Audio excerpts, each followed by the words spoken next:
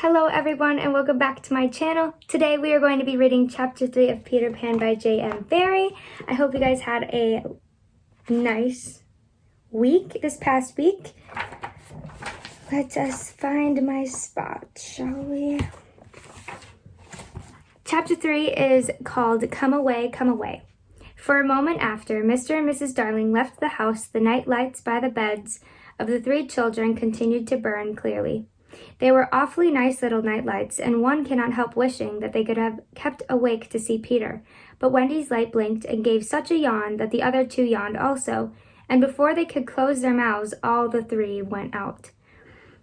There was another light in the room now, 1,000 times brighter than the night lights, and in the time we have taken to say this, it has been in all the drawers in the nursery looking for Peter's shadow, rummaged the wardrobe, and turned every pocket inside out. It was not really a light. It made this light by flashing about so quickly, but when it came to rest for a second, you saw it was a fairy, no longer than your hand, but still growing. It was a girl called Tinker Bell, exquisitely gowned in a skeleton leaf, cut low and square, through which her figure could be seen to the best advantage. She was slightly inclined to be embonpoint. I think that's how you say it, embonpoint. I took French diction, so I hope that's right. A moment after the fairy's entrance, the window was blown open by the breathing of the little stars, and Peter dropped in. He had carried Tinker Bell part of the way, and his hand was still messy with the fairy dust. "Tinker Bell," he called softly, after making sure that the children were asleep. "Tink, where are you?" She was in a jug for the moment, and liking it extremely. She had never been in a jug before. "Oh, do come out of that jug and tell me, do you know where they put my shadow?" The loveliest tinkle as of golden bells answered him. "It is the fairy language. Your ordinary children can never hear it, but if you were to hear it, you would know that you had heard it once before." Tink said that the shadow was in the big box. She meant the chest of drawers, and Peter jumped at the drawers, scattering their contents to the floor with both hands as kings toss a pence to the crowd. In a moment he had recovered his shadow, and in his delight he forgot that he had shut Tinker Bell up in the drawer. If he thought at all, but I don't believe he ever thought, it was that he and his shadow, when brought near each other, would join like drops of water, and when they did not, he was appalled. He tried to stick it on with soap from the bathroom, but that also failed. A shudder passed through Peter, and he sat on the floor and cried. His sobs woke Wendy, and she sat up in bed. She was not alarmed to see a stranger crying on the nursery floor. She was only pleasantly interested. "Boy," she said courteously, "why are you crying?" Peter could be exceedingly polite also, having learned the grand manner at fairy ceremonies, and he rose and bowed to her beautifully. She was much pleased and bowed beautifully to him from the bed. "What's your name?" he asked. "Wendy Moira Angela Darling," she replied with some satisfaction. "What is your name?" "Peter Pan." She was already sure that he must be Peter, but it did seem a comparatively short name. "Is that all?" "Yes," he said rather sharply. He felt for the first time that it was a shortish name. "I'm so sorry," said Wendy Moira Angela. "It doesn't matter," Peter gulped. She asked where he lived. "Second to the right," said Peter, "and then straight on till morning." What a funny address! Peter had a sinking. For the first time, he felt that perhaps it was a funny address. "No, it isn't," he said. "I mean," Wendy said nicely, remembering that she was hostess. Is that what they put on the letters?" He wished she had not mentioned letters. "Don't get any letters," he said contemptuously. "But your mother gets letters." "Don't have a mother," he said. Not only had he no mother, but he had not the slightest desire to have one. He thought them very overrated persons. Wendy, however, felt at once that she was in the presence of a tragedy. "Oh, Peter, no wonder you were crying," she said, and got out of bed and ran to him. I wasn't crying about mothers," he said, rather indignant. "I was crying because I can't get my shadow to stick on. Besides, I wasn't crying." "It has come off?" "Yes." Then Wendy saw the shadow on the floor, looking so draggled, and she was frightfully sorry for Peter. "How awful!" she said, but she could not help smiling when he saw that he had been trying to stick it on with soap. How exactly like a boy! Fortunately, she knew at once what to do. "It must be sewn on," she said, just a little patronisingly. These words are so hard. "What's sewn?" he asked. "You're dreadfully ignorant." "No, I'm not." But she was exulting in his ignorance. "I shall sew it on for you, my little man," she said, though he was as tall as herself, and she got out her housewife and sewed the shadow on to Peter's foot. "I dare say it will hurt a little," she warned him. "Oh, I shan't cry," said Peter, who was already of opinion that he had never cried in his life, and he clenched his teeth and did not cry. And soon his shadow was behaving properly, though still a little creased. "Perhaps I should have ironed it," Wendy said thoughtfully. But Peter, boylike, was indifferent to appearances, and he was now jumping about in the wildest glee. Alas, he had already forgotten that he owed his bliss to Wendy. He thought he had attached the shadow himself. "How clever I am," he crowed rapturously. "Oh, the cleverness of me!" It was humiliating to have to confess that this conceit of Peter was one of the most fascinating qualities. To put it with brutal frankness, there never was a cockier boy. But for the moment, Wendy was shocked. "You conceit!" she exclaimed, with frightful sarcasm. "Of course I did nothing." "You did a little," Peter said carelessly, and continued to dance. "A little," she replied with hauteur. Hauteur? I don't know. "If I am no use, I can at least withdraw. And she sprang in the most dignified way into bed and covered her face with the blankets. To induce her to look up, he pretended to be going away, and when this failed, he sat at the end of the bed and tapped her gently with his foot. "Wendy," he said, "don't withdraw. I can't help crowing, Wendy, when I'm pleased with myself." Still, she would not look up, though she was listening eagerly. "Wendy," he continued, in a voice that no woman has ever yet been able to resist. "Wendy, one girl is more use than 20 boys." Now Wendy was every inch a woman, though there were not very many inches, and she peeped out of the bedclothes. "Do you really think so, Peter?" "Yes, I do." "I think it's perfectly sweet of you," she declared, "and I'll get up again." And she sat with him on the side of the bed. She also said she would give him a kiss if he liked, but Peter did not know what she meant, and he held out his hand expectantly. "Surely you know what a kiss is?" she asked, aghast. "I shall know when you give it to me," he replied stiffly, and not to hurt his feelings, she gave him a thimble. "Now," said he, "shall I give you a kiss?" And she replied with a slight primness, "If you please." She made herself rather cheap by inclining her face toward him, but he merely dropped an acorn button into her hand, so she slowly returned her face to where it had been before, and said nicely that she would wear his kiss on the chain around her neck. It was lucky that she did put it on, that chain, for it was afterwards to save her life. When people in our set are introduced, it is customary for them to ask each other's age, and so Wendy, who always liked to do the correct thing, asked Peter how old he was. It was not really a happy question to ask him. It was like an examination paper that asks grammar, when what you want to be asked is kings of England. "I don't know," he replied uneasily, "but I am quite young." He really knew nothing about it. He had merely suspicions, but he said at a venture, "Wendy, I ran away the day I was born." Wendy was quite surprised but interested, and she indicated in the charming drawing-room manner by a touch on her nightgown that he could sit near her. "It was because I heard father and mother," he explained in a low voice, "talking about what I was to be when I became a man." He was extraordinarily agitated now. I do not want ever to be a man," he said with passion. "I want always to be a little boy and to have fun. So I ran away to Kensington Gardens and lived a long, long time among the fairies." She gave him a look of the most intense admiration, and he thought it was because he had run away. But it really was because he knew fairies. Wendy had lived such a home life that to know fairies struck her as quite delightful.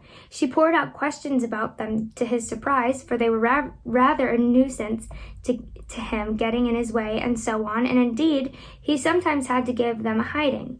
Still, he liked them on the whole, and he told her about the beginning of fairies. You see, Wendy, when the first baby laughed for the first time, its laugh broke into 1,000 pieces, and they all went skipping out. And that was the beginning of fairies. Tedious talk, this, but being a stay-at-home, she liked it. And so, he went on good-naturedly, there ought to be one fairy for every boy and girl. Ought to be? Isn't there? No. You see, children know such a lot now, they soon don't believe in fairies, and every time a child says, I don't believe in fairies, there is a fairy somewhere that falls down dead. Really, he thought they had now talked enough about fairies, and it struck him that Tinker Bell was keeping very quiet. I can't think where she has gone to, he said, rising, and he called Tink by name. Wendy's heart went flutter with a sudden thrill. Peter, she cried, clutching him, you don't mean to tell me that there is a fairy in this room? She was here just now, he said a little impatiently. You don't hear her, do you? And they both listened. The only sound I hear, said Wendy, is like a tinkle of bells. Well, that's Tink. That's the fairy language.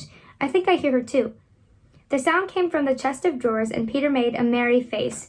No one could ever look quite so merry as Peter, and the loveliest of gurgles with his laugh. He had his first laugh still. Wendy, he whispered gleefully, I do believe I shut her up in the drawer.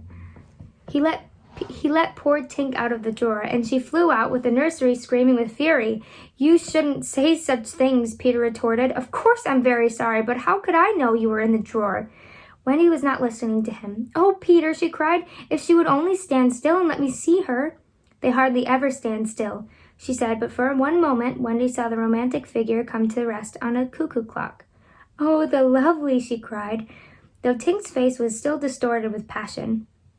Tink, said Peter amiably, this lady says she wishes you were her fairy.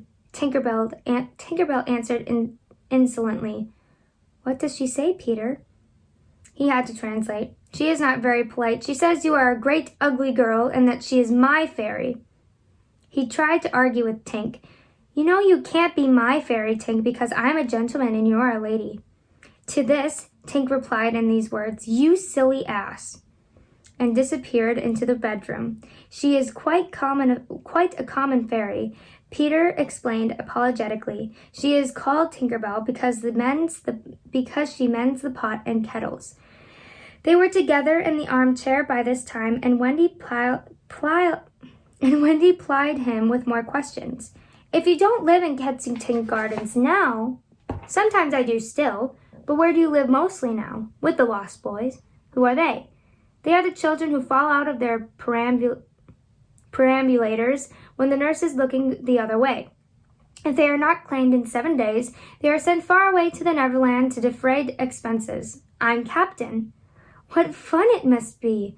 Yes, said cunning Peter, but we are rather lonely, you see. We have no female companionship. Are none of the others girls? Oh no, girls, you know, are much too clever to fall out of their prams. This flattered Wendy immensely. I think, she said, it is perfectly lovely the way you talk about girls. John there just despises them. For reply, Peter rose and kicked John out of bed, blankets and all. One kick. This seemed to Wendy rather forward for a first meeting, and she told him with spirit that he was not captain in her house. However, John continued to sleep so placidly on the floor that she allowed him to remain there. And I know you meant to be kind, she said relently, so you may give me a kiss. For the moment she had forgotten his ignorance about kisses.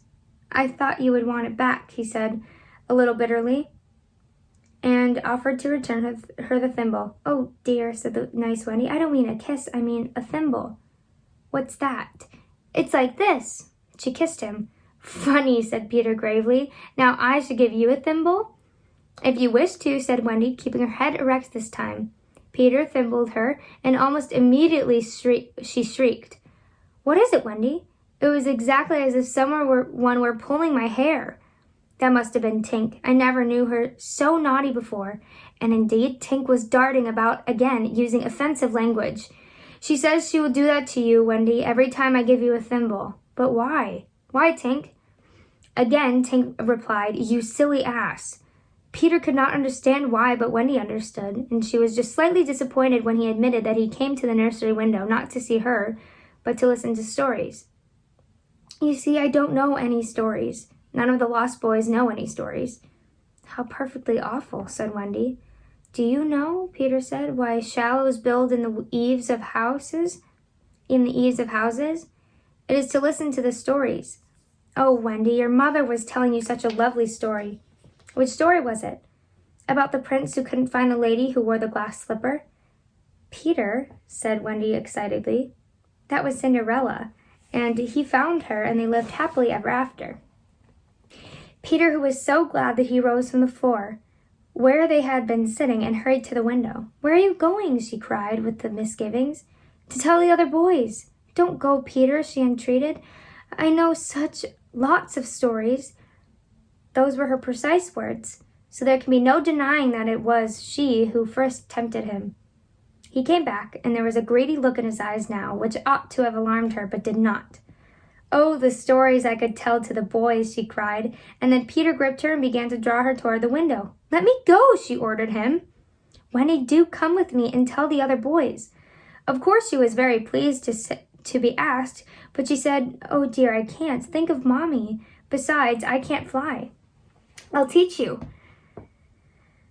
Oh, how lovely to fly. I'll teach you how to jump on the wind's back, and then away we go. Ooh, she exclaimed rapturously. Wendy, when you are sleeping in your silly bed, you might be flying about with me, saying funny things to the stars. Ooh. And Wendy, there are mermaids. Mermaids? With tails? Such long tails. Oh, cried Wendy, to see a mermaid. He had become frightfully cunning. Wendy, he said, how we should all respect you. She was wiggling her body in distress. It was quite as if she were trying to remain on the nursery floor. But he had no pity for her. Wendy, he said, the sly one, you could tuck us in at night. Ooh, none of us have ever been tucked in at night. Ooh, and her arms went out to him. And you could darn our clothes and make pockets for us. None of us have any pockets. How could she resist? Of course, it's awfully fascinating, she cried. Peter, would you teach John and Michael to fly too? If you like, he said indifferently, and she ran to John and Michael and shook them. Wake up, she cried. Peter Pan has come, and he is to teach us to fly. John rubbed his eyes. Then I shall get up, he said. Of course, he was on the floor already. Hello, he said. I am up. Michael was up by this time also, looking as sharp as a knife, with 6 blades and a saw. But Peter suddenly signed silence. Their faces assumed the awfully craftiness of children listening for sounds from the grown-up world. All was as still as salt. Then everything was right. No, stop. Everything was wrong. Nana, who had been barking distressfully all evening, was quiet now. It was her silence that they had heard. Out with the light. Hide, quick, cried John, taking command for the only time throughout the whole adventure, and thus, when Liza entered, holding Nana, the nursery seemed quiet, quite its old self, very dark, and you could have sworn you heard its 3 wicked inmates breathing angelically as they sleep. They were really doing it artfully from behind the window curtains. Liza was in a bad temper, for she was mixing the Christmas puddings in the kitchen and had been drawn away from them with a raisin still on her cheek by Nana's absurd suspicions. She thought the best way of getting a little quiet was to take Nana to the nursery for a moment, but in custody, of course. There, you suspicious brutes, she said, not sorry that Nana was in disgrace. They are perfectly safe, aren't they? Every one of the little angels sound asleep in bed. Listen to their gentle breathing. Here Michael, encouraged by his success, breathed so loudly that they were nearly detected. Nana knew that kind of breathing, and she tried to drag herself out of Liza's. But Liza was dense. No more of it, Nana, she said sternly, pulling her out of the room. I warn you, if you bark again, I shall go straight for the master and missus and bring them home from the party, and then, oh, won't master whip you just. She tied the unhappy dog up again. But do you think Nana ceased to bark? Bring master and missus home from the party? Why, that was just what she wanted. Do you think she cared whether she was whipped so long as her charges were safe? Unfortunately, Liza returned to her puddings, and Nana, seeing that no help would come for her, from her strained and strained at the chain until at last she broke it. In another moment she had burst into the dining room of 27 and flung up her paws to heaven, her most expressive way of making a communication. Mr. and Mrs. Darling knew at once that something terrible was happening in their nursery, and without a goodbye to their hostess, they rushed into the street. But it was now 10 minutes since 3 scoundrels had been breathing behind the curtains, and Peter Pan can do a great deal in 10 minutes. We now return to the nursery. "It's all right, John," announced, emerging from his hiding place. "I say, Peter, can you really fly?" Instead of troubling to answer him, Peter flew around the room, taking the mantelpiece on the way. "How topping!" said John and Michael. "How sweet!" cried Wendy. "Yes, I am sweet. Oh, I am sweet," said Peter, forgetting his manners again. It looked delightfully easy, and they tried it first from the floor and then from the beds, but they always went down instead of up. "I say, how do you do it?" asked John, rubbing his knee. He was quite a practical boy. "You just think lovely, wonderful thoughts," Peter explained, "and they lift you up in the air." He showed them again. "You're so nippy at it," John said. "Couldn't you do it very slowly at once?" Peter did it both slowly and quickly. "I've got it now, Wendy," cried John, but soon he found he had not. Not one of them could fly an inch, though even Michael was in words of 2 syllables, and Peter did not know A from Z. Of course, Peter had been trifling with them, for no one can fly unless the fairy dust had been blown on them. Fortunately, as we have mentioned, one of his hands was messy with it, and he blew some on each of them, with the most superb results. "Now just wiggle your shoulders this way," he said, "and let go." They were all on their beds, and gallant Michael let go first. He did not quite mean to let go, but he did, and immediately he bore across the room. "I flew!" he screamed, while still in midair. John let go and met Wendy near the bathroom. "Oh, lovely! Oh, ripping! Look at me! Look at me! Look at me!" They were not nearly so elegant as Peter. They could not help kicking a little, but their heads were bobbing against the ceiling, and there is almost nothing so delicious as that. Peter gave Wendy a hand at first, but had to desist. Tink was so indignant. Up and down they went, and round. Heavenly was Wendy's word. "I say," cried John, why shouldn't we all go out?" Of course, it was to this that Peter had been luring them. Michael was ready. He wanted to see how long it took him to do 1,000,000,000 miles, but Wendy hesitated. "Mermaids," said Peter. "Ooh, and they are pirates." "Pirates!" cried John, seizing his Sunday hat. "Let us go at once."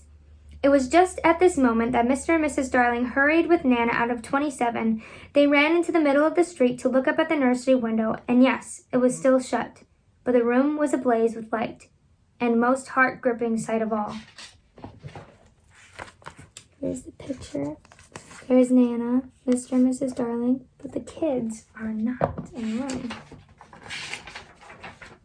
They could see in the shadow on the curtain 3 little fingers in night attire circle round and round, not on the floor, but in the air.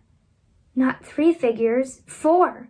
In a tremble, they opened the street door. Mr. Darling would have rushed upstairs, but Mrs. Darling signed to him to go softly. She even tried to make her heart go softly. Will they reach the nursery in time? If so, how delightful for them, and we shall all breathe a sigh of relief, but there will be no story. On the other hand, if they are not in time, I solemnly promise that it will all come right in the end. They would have reached the nursery in time had it not been the little stars were watching them. Once again, the stars blew the window open, and the smallest star of all called out, "Cave, Peter!" Peter knew that there was not a moment to lose. "Come," he cried imperiously, and soared out at once into the night, followed by John and Michael and Wendy. Mr. and Mrs. Darling and Nana rushed into the nursery too late. The birds were flown. All right, that was chapter 3. Thank you guys so much for watching. The lighting is really bad in this spot, so I may try to figure out something else later. But thank you guys so much for watching. I hope you enjoyed this video. Please give it a like and thumbs up down below, and subscribe to my channel. All right, bye guys.